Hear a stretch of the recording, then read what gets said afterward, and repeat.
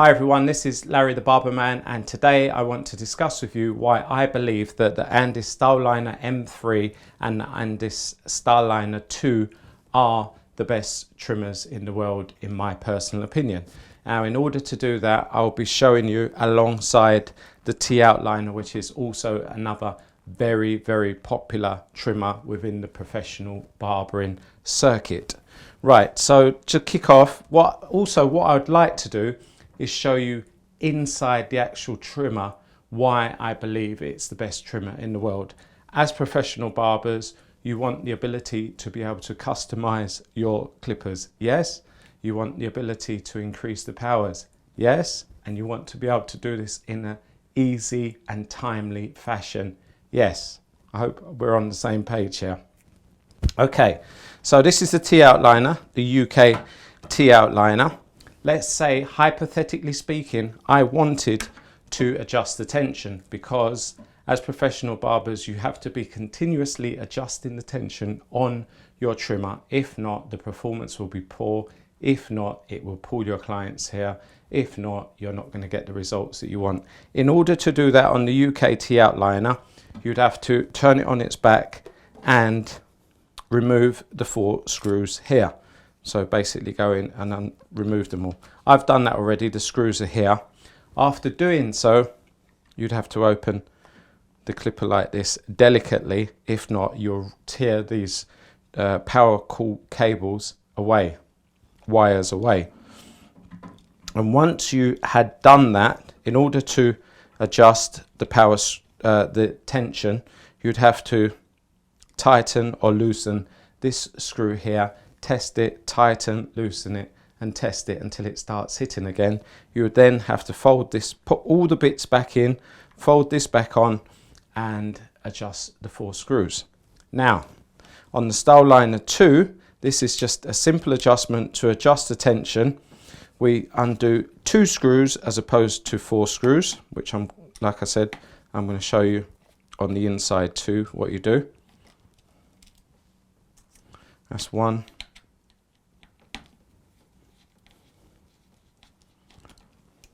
2 screws, you get your blade here. The great thing about this, you can shake it, the blade is not actually going to remove itself. On these, if I'd done the same thing, one blade would be on the paper now, on the floor.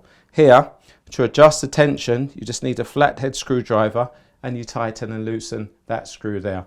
Once you've done that and you want to test it, you just clip it back on. It literally just falls straight into position. No faffing around it falling all over the place and trying to, use all your fingers and thumbs and everything to get it back in. And we simply tighten the 2 screws back there, and it's simple as that. We haven't got to open the trimmer up and expose all the motor and again put ourselves at risk that we're going to tear the wire and find ourselves in problems.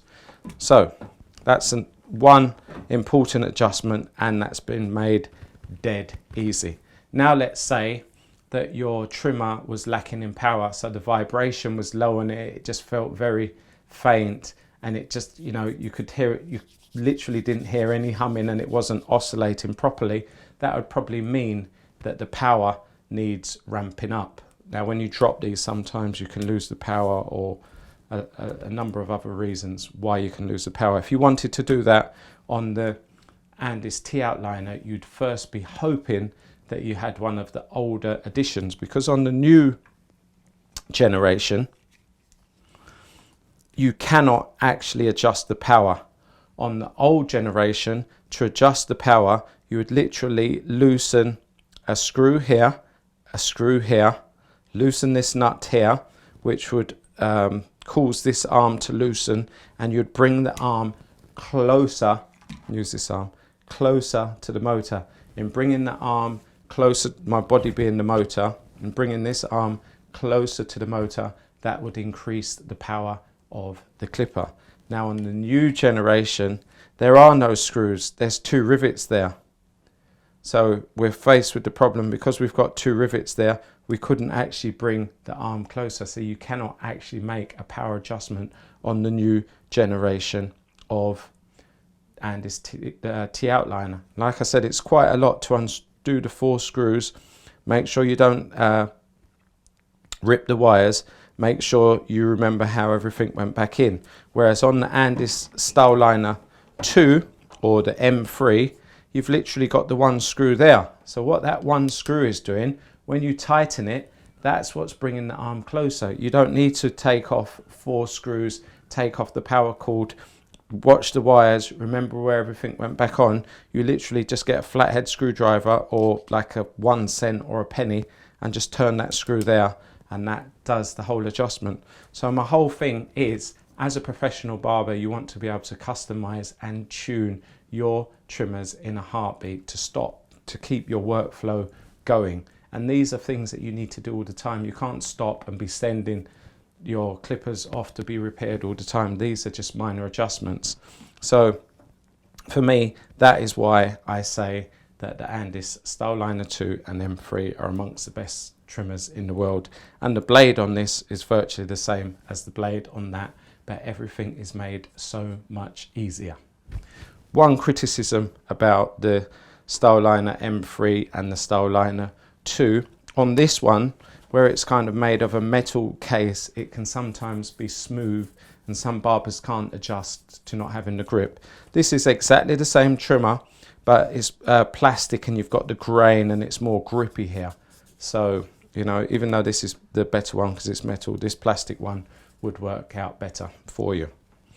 So, there you go. There's another demonstration by Larry the Barber Man, my reasons why I think the M3 and the Styliner 2 are the best trimmers in the world. Hopefully you found that helpful. If you did, please subscribe to my YouTube channel. I'll have many more reviews and demonstrations, and I also interview barbers across the world, which is a useful source of information for everyone.